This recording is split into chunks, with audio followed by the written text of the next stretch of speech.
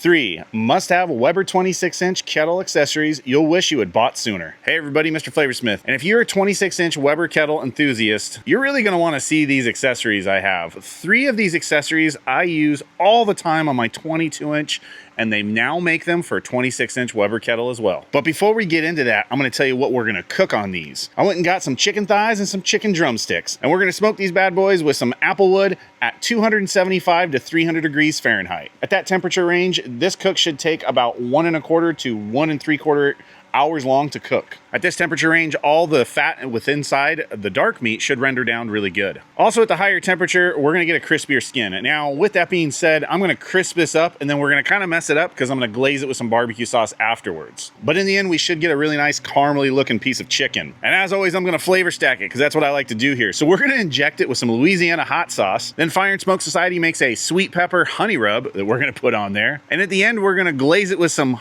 Kinder's sticky honey barbecue sauce. We're gonna have to have that barbecue sauce sit there for a little bit so it adheres really good to that chicken. Without further ado, let's get to it. First things first, let's take the lid off. And we are not gonna be using this grill. So this is a 26-inch Master Touch Weber kettle grill, and this is the grill that actually comes with the Master Touch. We're actually gonna pull this grill out right now because our first must-have accessory will go right below that. And this is an Indirect coal basket made by ONLYFIRE. I have the same thing in a 22-inch and I use it all the time, and it fits right here. So as you see, it needs to sit right under the ledges that hold our grill grate up, and it just tucks away nice and tightly, and it fits just nice and snug, perfectly in there. And this one actually has a built-in water trough that's nice, but all of our coals are gonna go right here, and then we are actually gonna be cooking right here. So it is an indirect cook. So the hot coals are gonna go here, it's gonna come up over the kettle, and it's gonna cook right here, and it's gonna exit out of the top somewhere over here where our vent is at. All right, let's get our 26-inch grill.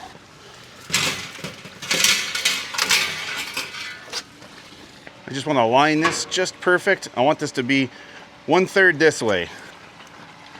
And this grill, this is made by Slow and Sear. And Slow and Sear has a really cool feature on this grill. This whole wing pops up just like this. So if you need to go through and you need to restoke the coals, perfect. Also, what I like to do a lot of times is try to just keep this up while we're cooking here. That way I'm not messing this up because there's no need. I'm not gonna do a reverse sear. We're cooking everything right here. This is our cook zone. And with this is what's called a 2-zone cooking. Hot zone over here, cold zone over here. I use this a ton for doing steaks. So what I usually do on my 22-inch is I'll get like a really good steak and I'll put it right here. I'll probe it. I'll have my nice hot coals over here. I'll have a couple chunks of wood on there, and I get a nice smoky flavor on my steaks. I get it up to the desired internal temperature, anywhere from like 120 to 129 degrees Fahrenheit. And then I throw it and I do a reverse sear right over the coals. That is what I do a lot of times with my burgers or my steaks or a tri-tip, whatever it is, so you can get the desired internal temperature over here, and then you do a nice char sear on the hot zone. Super, super awesome. So this is your ultimate second accessory that you need to have because it works perfect with this. We're gonna take it one step further though to make it the ultimate universal system. Not only do I like to have my cooking process nice and efficient, but I really like to have my cleanup process efficient. So there's one more piece that fits in here to make this an amazing trio. Take the grill grate off, and back in our V-gas unit we go. All right, we're gonna pull our cook mats out.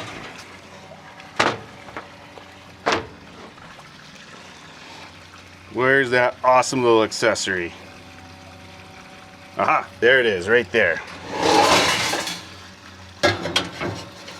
And if you haven't seen a V-gas unit before, these things are really handy.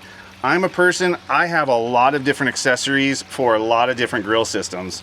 And on the V-gas, it's a vertical grilling accessory system. And it's really nice because what they've done is over at V-gas, they've gone through and they've made these slots. So there's this piece right here in the front and in the back. And then they have these really awesome dividers that go in there and allows you to adjust the width on the little divider areas that you need, so you can really fit in a lot of different accessories in here. Most of my 22-inch stuff is in here. My 26-inch stuff is stored below because this fits things that are about 24 inches and under. So my 26-inch stuff is below, but all my 22-inch stuff is in here. I've got some stuff for my gas grills in here. I've got some stuff for my pellet smoker in here. I've got my pizza stones that are in here for everything. I've got my 22-inch, what I call it, it's my wok, but it's actually called something different, but I use this for making rice and other really awesome dishes. I've got some of my smoking boxes in here that I put on my gas grill stuff. And then I have my utensils that I hang up right here as well, which is so awesome, super, super handy. We are looking for this. There it is. That's the third piece for the 26-inch kettle. Close this back up. And you ask, what does this do? This is our drip pan. Fits in here just like this. Now, what we have is we have our coal basket right here, we have our water trough right here, we have our drip pan right here.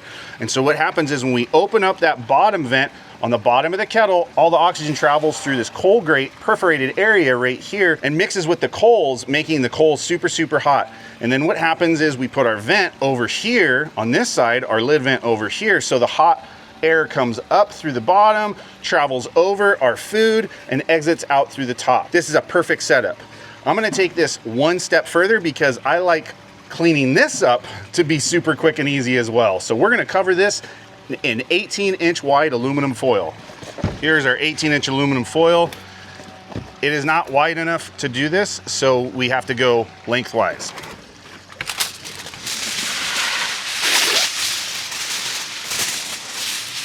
It's always fun to do in the wind. Center it up. Actually, this is gonna work good with just one piece. Awesome. And I start in one corner, and I work all my way around. Then I start working down one edge, fold it over.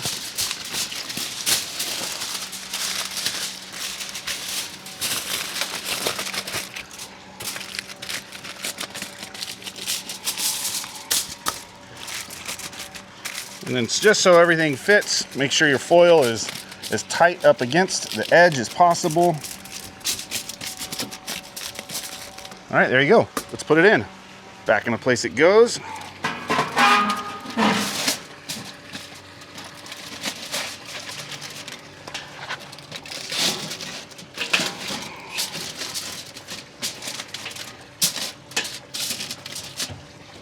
Perfect. Works for me. Now this is gonna be really easy to clean because what ends up happening is the fat that's rendered ends up burning to the foil and it doesn't burn onto the pans. So cleanup is literally just a minute. Now it's time to put our slow and sear grill back on.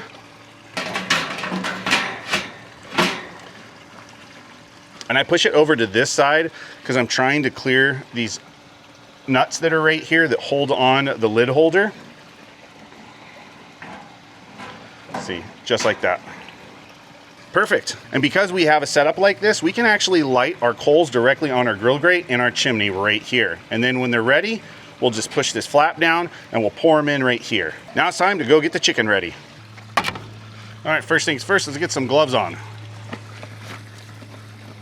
And these are just 6mm nitrile gloves. Nitrile gloves are great because they do not rip easily like latex does, so you can put these through a lot of abuse. And I have the double XL on here. I have some larger hands. And also, when I go to put my white cotton gloves on to help out with the heat, I can still put these over the top of that, so that works out great. And this chicken has been sitting in the fridge for about 2 hours, just like this, just so it would dry up a little bit. And we're gonna inject it today with just a basic syringe injector. Nothing fancy here. Pull that out, screw this on, righty-tighty, lefty-loosey. Just get it snug, perfect. And there's 2 different injection ports that are in here. One's more towards the point and the other one's a little bit higher up the shaft right there. So we have to at least get it to that point into the protein. That way we don't spray everywhere. And we're using a I love this stuff for everything. It's the crystal sauce, the Louisiana pure hot sauce. I've never done this before, but this is one of my favorite sauces I put on everything. It's not really hot. It's just the right amount of spice, and my family loves this. So we're gonna actually inject this into our drumsticks and our thighs. I'm gonna pour this into a 1 ounce shot measure. And then from there, we are gonna pull all of our juice out of that. I'm trying to take that cap off. There it is. That's the easier way to do it. I'm just gonna fill this up because I know we're gonna need to do more. Put your syringe in there and just fill it up.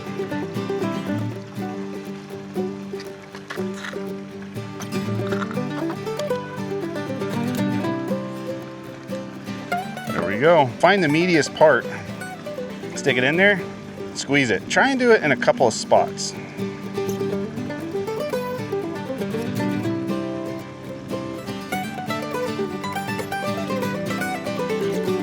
Get down in there. There we go.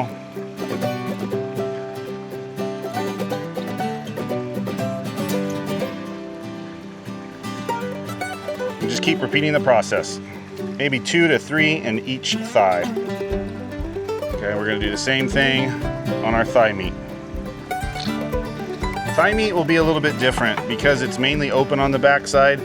This is gonna get real messy with the thigh meat.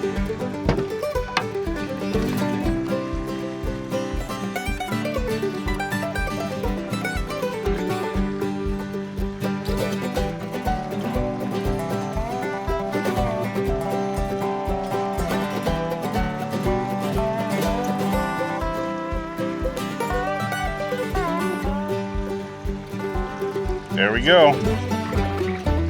This is by Fire and Smoke Society. It's sweet pepper honey chicken. I have not used this before, but it smells really good. And what I like to do is we're gonna go with our nasty side, the underside first, and then the presentation side with the skin is gonna be the top, and that's gonna be our last. Apply graciously.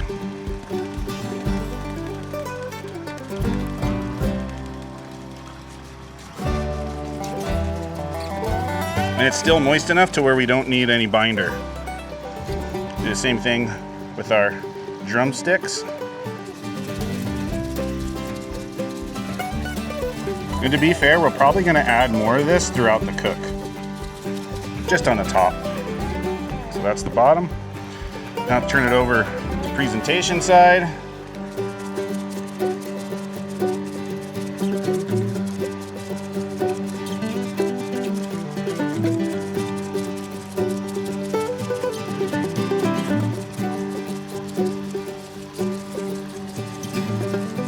All right, I'm gonna stick this back in the fridge. Let's go get the coals ready now. This is my go-to for this type of cooking when I do not necessarily like a coal snake smoke.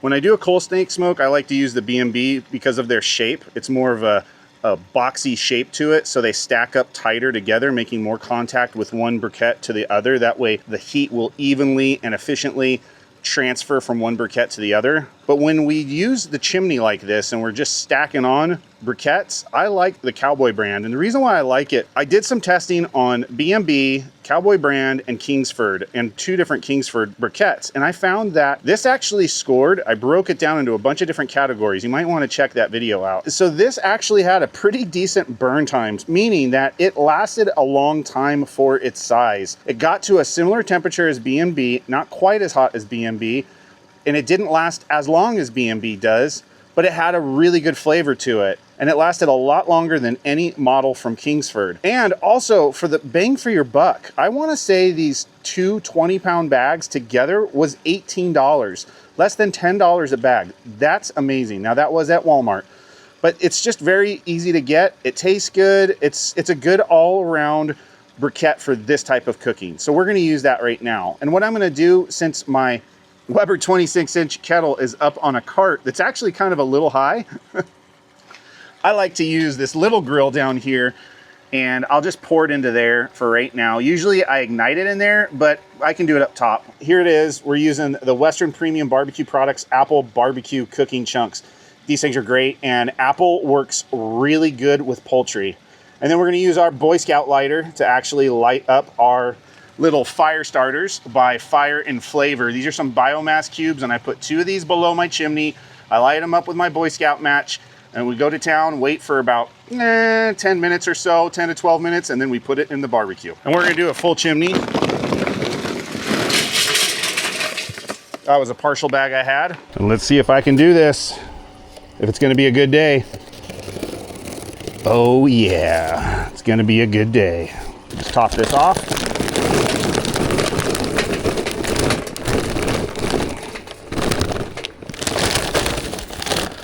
Perfect. All right, pick this bad boy up. We're gonna put it right there. What I'm gonna do is I'm gonna turn it around like this. I'm gonna bring this little flap up right here, put it right there. Get 2 of our bio cubes out. Now you don't need to use 2, but I like to get this done as quick as I can. And the cool thing about these little bio cubes is they're really dense. It's like a pressed board type thing, almost like compressed cardboard. It's a bunch of compressed paper in there. And so it gives it a little bit longer of a burn time over, like, say, a tumbleweed. And what I do is I just kind of stagger them a little bit. Put this right over the top. Let that sit there. Then I get our Boy Scout match out. I light them up.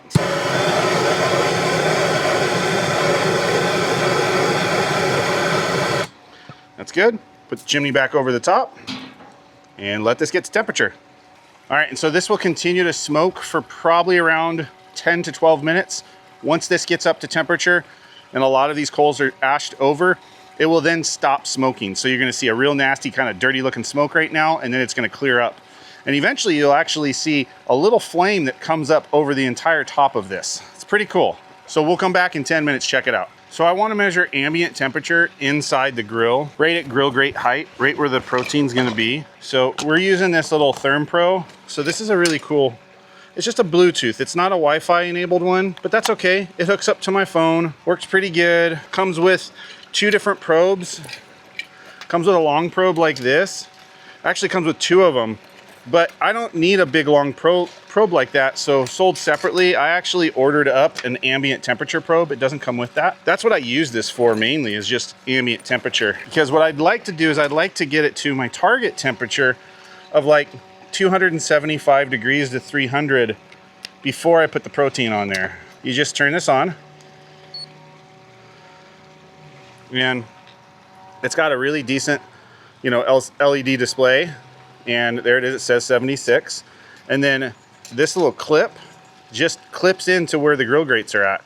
So it sits right there at just about the temperature that the protein that you're cooking it does. And it works out awesome. And then it just, like I said, hooks right up to my phone so I can sit back and have a cold one and see what my temperature is at. Grab some of my utensils back in my V-gas system.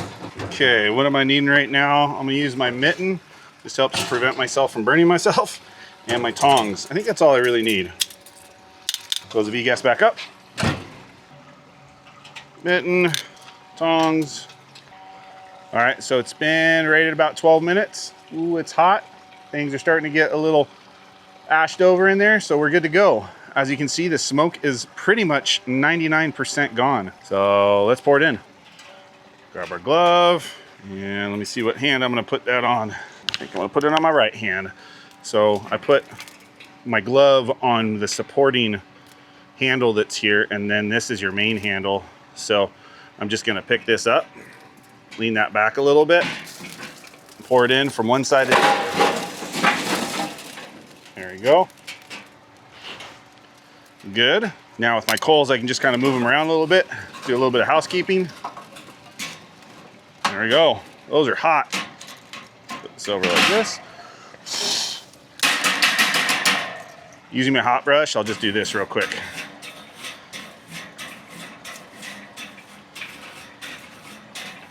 And I'll just quickly confirm that there is no wires anywhere on there stuck to that grill. That's a brand new grill.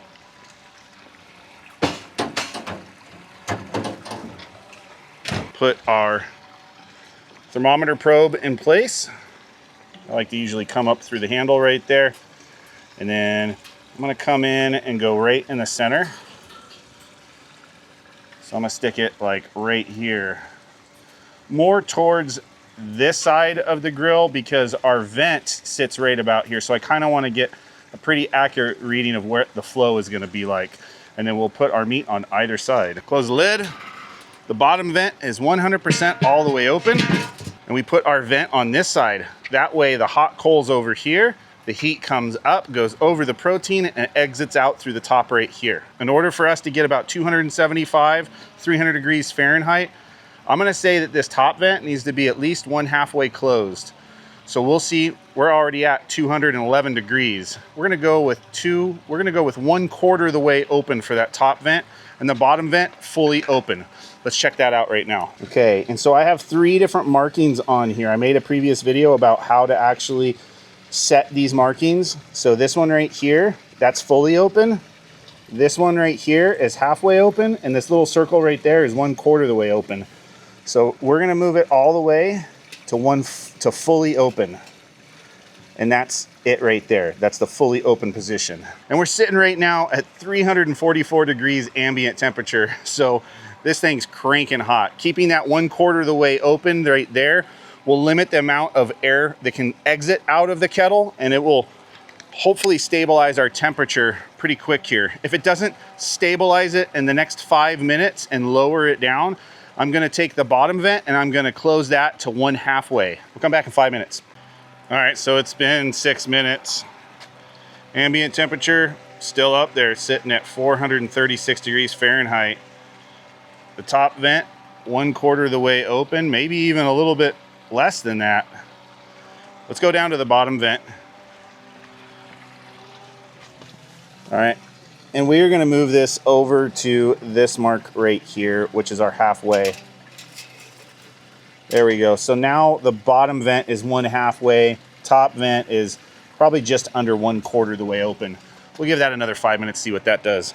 We just get some gloves on real quick. I'm gonna pull out a probe from my Tyfer Dual Sync Gold, and we are gonna probe this piece of poultry if I can. It's not a turkey leg, you know? I don't know if I'm gonna be able to probe that one, but I would like to probe. I'm gonna probe this one. It's a big probe, but I really wanna do that. To be honest, I'm gonna use an InstaProbe on these to check all these to make sure they're spot on, but this also gives me a second ambient temperature reading, and I really like that. I've had a couple wood chunks sitting in there just warming up. Throw the wood chunks directly in there. Now let's put our chicken on. Going to take this one with the probe. I'm gonna stick it over here in this configuration. Kind of mix these all around. Some of you guys are hardcore competition barbecue people.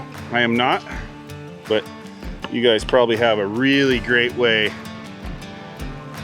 for doing your chicken. We're gonna try this. There we go. All right, quick photo. Before and after shot. Lid back on, cover it up. There we go. Bottom vent is 1 halfway open. Top vent is right around 1/4 of the way open. Right now, it's saying we have an ambient temperature of 180 degrees. I don't think that's true. I think we're over 300. We'll check back in as soon as it stabilizes on temperature. It's probably gonna be in about 5 minutes. Then we'll start from there. All right, let's get our app going. See if it'll read us. Perfect. It's reading an ambient temperature of 330 degrees Fahrenheit, 331. It's not climbing crazy. Oh, it's actually 333. So we're gonna keep it just where it's at and let it do its thing, because I think it's gonna stabilize. I think it's gonna be somewhere around 300, and then it's gonna go down because there's not a lot of airflow going in and out of there. So we'll just keep our eye on this. But that's our ambient at 342 at 2:03 p.m. And we're gonna set up the cook on here for that probe number 1. Come on, set up cook. There it is. All right, manual. Yeah, we'll go manual. So once we're at 167, then I'll come back and we'll glaze it and let it go for like another 10-15 minutes. Perfect. enter, good to go. All right, so this might not take all that long. So we're sitting at 368 ambient temperature. Like I said, I imagine it's gonna come down. We have an internal temperature on probe number 1. You probably can't see it all that great, but it's 58 degrees Fahrenheit. So that's inside that thigh meat. So we will come back when it gets closer to like 130. All right, so it's been like 12 minutes and it's at 330 degrees Fahrenheit for ambient temperature. Our internal temperature on that probe, on that piece of thigh meat, is at 117 degrees. We've only been at it for just about 18 minutes, so we're gonna come over here to the bottom once again, and we are gonna go to my quarter of the way mark that's open, which is this little dot right here. So now we are 1/4 of the way open on our bottom vent, and as you can see, we're like 1/4 of the way, even less, open on our top vent. So this should bring the temperature down a little bit. But we'll see in a couple minutes. Tell you what though, sure does smell good.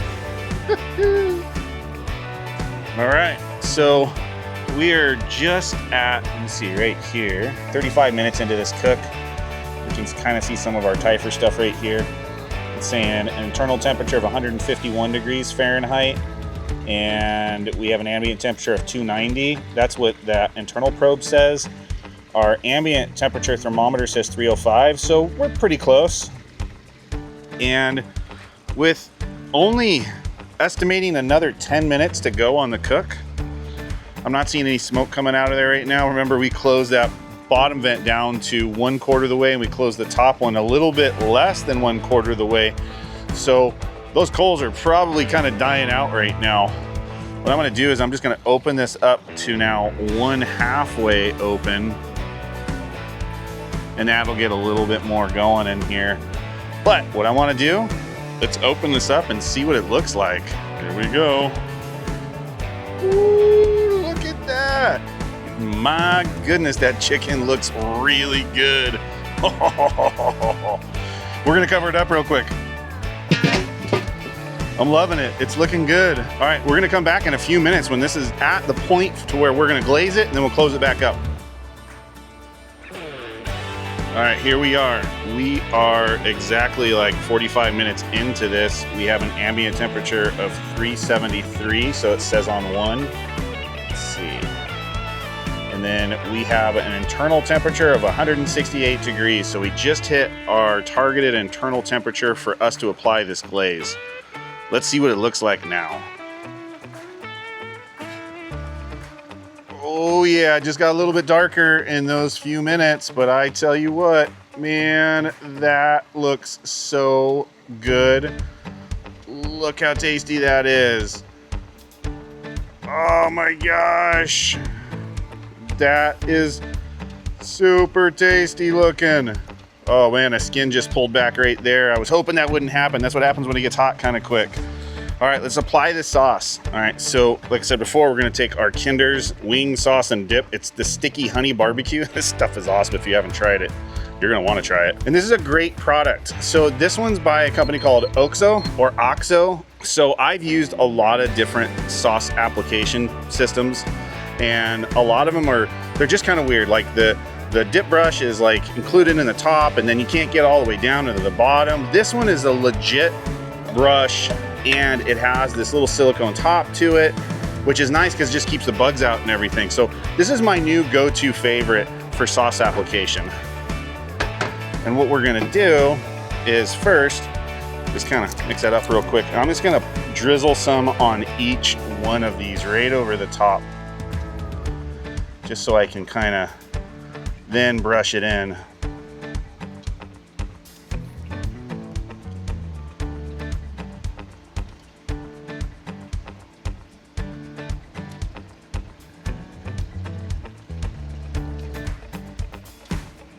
Man, that skin is nice and crispy.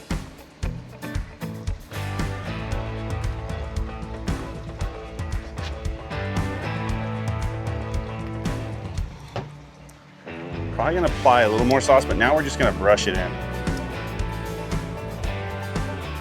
Yeah, I think I'm gonna apply a little more sauce.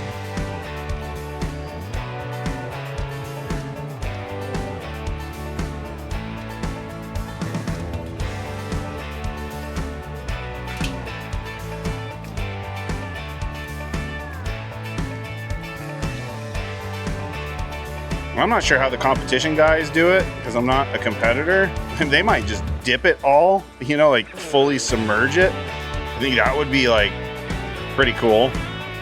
But we're just doing it like this right now. See how this turns out. We're gonna apply a little bit more on here.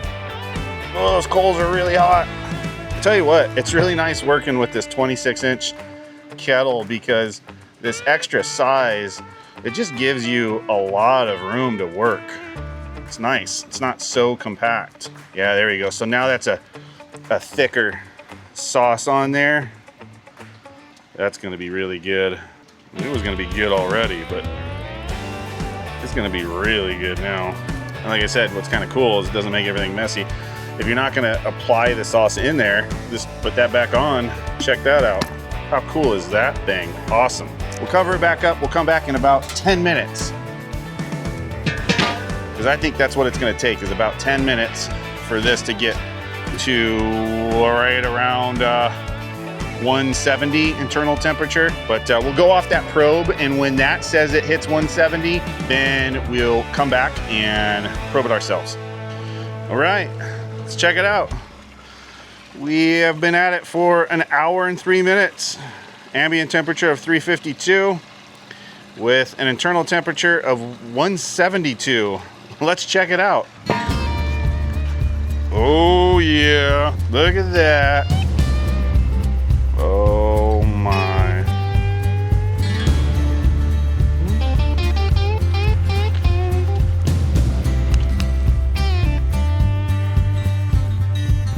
I don't know, guys. I mean, that looks pretty good.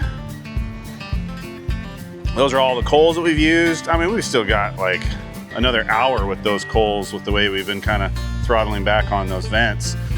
But man, that looks super good. All right, I'm gonna probe it real quick. We have everything going off telling me that the temperature is right. And I think we're gonna be good here, but taking our Tyfer Insta probe, we're gonna probe inside here. Yeah, 173, we're good. Don't wanna break that, but hey, we'll do it anyway. Look at that, oh.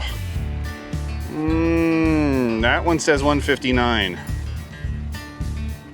179. Let's go back in here. 147, okay, so what we're gonna do, I am gonna throttle back some of this just a little bit. I have to go pick up my kids right now. So how do we do that?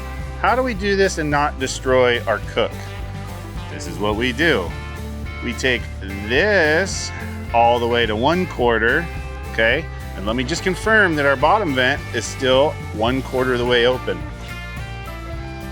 Yes, our bottom vent is 1/4 of the way open still. I'm gonna close this just a little bit more.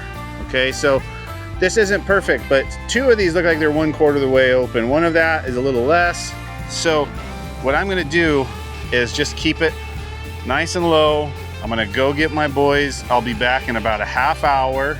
You know, I'm even less than 1/4 of the way open on that top vent, but 1/4 below. So that's really cutting off the oxygen into the kettle and the hot air leaving the kettle. So I should be not necessarily pausing this cook right now, but definitely stalling it out a little bit. Yeah, less than 1/4 of the way open. I would say I'm a solid 1/8 of the way open on the top here. And that's it. So now we'll pause this, come back in about half hour. All right, an hour and 57 minutes. I just got back from picking my kids up. Unfortunately, this might be a little overdone. Looks like we have an internal temperature of 193 degrees. Oh, I didn't want that. Ambient temperature 284. Let's open it up and see what it looks like. Well, I'll tell you what, it's a little overdone, but let's check it out. I mean, yeah, that chicken pulled back a little bit,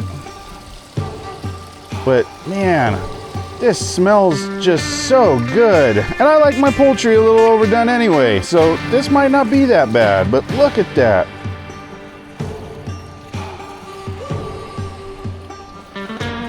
I tell you what, it still looks flavoricious, that's for sure. All right, let's pull it off and then let it just sit for a minute and we'll bite into it. Oh my goodness, this does look really tasty. Put our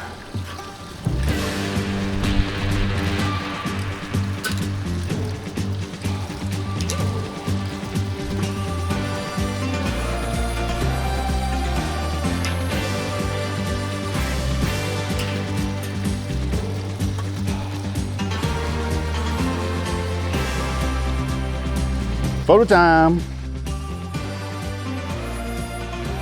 Before I bite into this, I want to just go over those 3 really awesome, totally necessary accessories for your Weber 26-inch kettle grill. The ONLYFIRE offset basket, Slow and Sear also makes one as well. I just really like that ONLYFIRE offset basket. I like the big water ring that goes around the outside of it. I found that you don't necessarily need to have the water trough between the heat source and everything else. This just works perfect. On the 22-inch, it worked awesome, and it's proven to work out really great, just the same on the 26-inch. That Slow and Sear grill grate though, I really do like that one because that side area that opens up over that coal basket, it's really large in size. It's a very high quality stainless steel grill. I love that grill. And then also the Slow and Sear actually is the one that makes that drip pan as well. And that drip pan is made specifically for that 26-inch. And then the ONLYFIRE coal basket is also made for that 26-inch diameter as well. So altogether, these are 3 must-have accessories for your 26-inch Weber kettle grill that I highly recommend. It will up your game and allow you to do so many different things and keep everything clean while doing it as well. Now that we've gone over that, do me a huge favor. If you got value out of this, like the video. Please comment what you got value out of, and do you have a Weber 26-inch kettle system? What is your favorite thing to cook on a Weber 26-inch kettle? And then as always, subscribe to the channel. It really helps me produce more valuable, flavorful content like this for you in the future. Now let's get into biting in. Okay, so we flavor stacked this. Remember, we injected it with Louisiana hot sauce. This might be a little spicy inside to eat. Then we rubbed it with that really awesome looking rub from Fire and Smoke Society. It's the sweet pepper honey chicken. And then we smoked it with applewood to give it that smoky applewood flavor, perfect for poultry. And then finally we glazed it with Kinder's sticky barbecue sauce. This should be packed full of flavor. We're gonna bite in first to a thigh, and I'm just gonna dig in. But first, I want you to see this. I mean, to be honest, that is beautiful. And this is what the underside looks like. All right, so I'm just gonna bite in, try and get some of that top skin in there.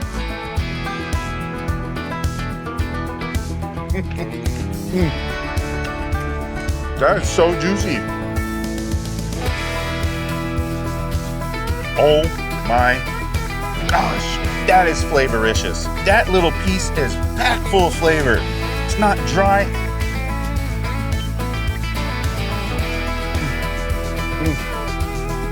I'm gonna do a lot more with chicken. Chicken is so good. Hold on. Getting into that Louisiana hot sauce in there. That is so good. Oh my gosh. I'm gonna eat all this. Wow, I did not expect that thigh to taste that good. Let's jump into a drumstick here. Skin pulled back a little bit on this. But I tell you what, it still looks like a good drumstick.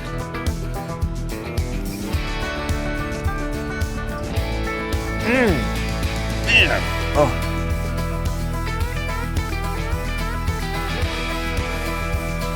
This is falling apart on me. You see that? It's just amazing. Just coming off.